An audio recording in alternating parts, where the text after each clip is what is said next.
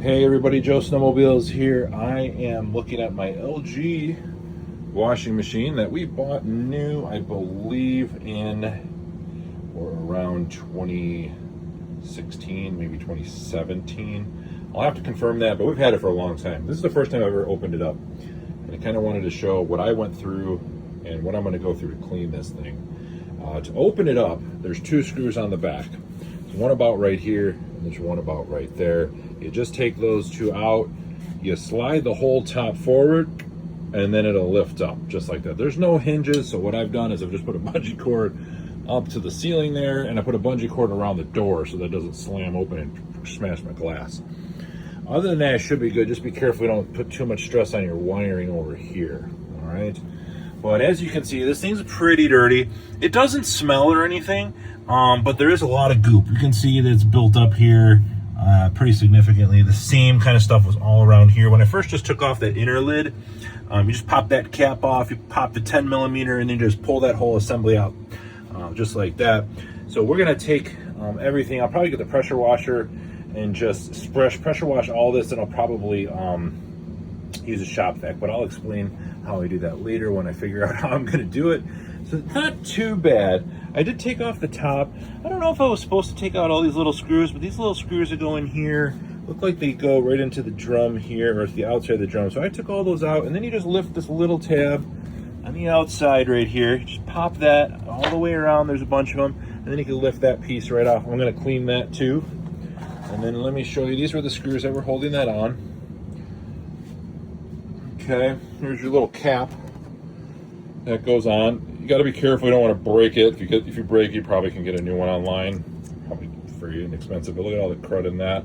So again, it wasn't smelling or anything. We do use a lot of borax in ours. We do have hard water, we have a water softener, but you know, I neglect sometimes to put the salt in. My wife likes to use this stuff. We use Arm & Hammer, and we use like Downy. So those are all the chemicals we've been using. Once in a while, a little bleach. I have a septic. You're not supposed to really use bleach, but once in a while, we'll put a little bit in for some white load. But never had an issue with the septic in the 10 years I've lived here. So anyways, let me go take you out in the garage. I'll show you the other parts that I took out. So here's the bottom of the, what do they call it, the drum or the agitator.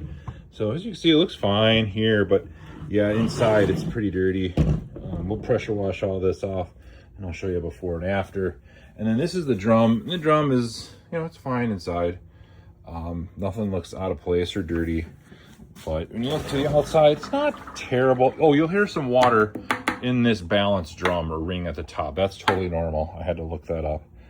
But maybe a little bit of rust starting on the stainless steel drum. So who knows, the quality of the stainless steel may not be the best.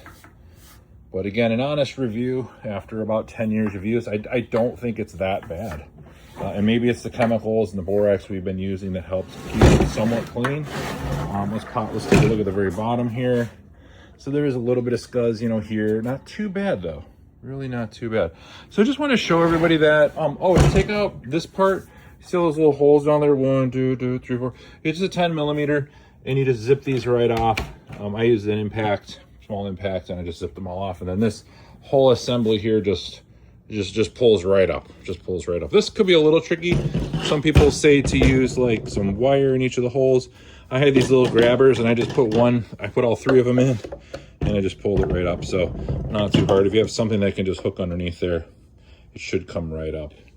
So anyways, I'll show you guys after in a couple, well, it'll be a few seconds for you, but it'll probably be a couple hours. All right, everybody, Joe Snowmobiles here, making a mess in the laundry room.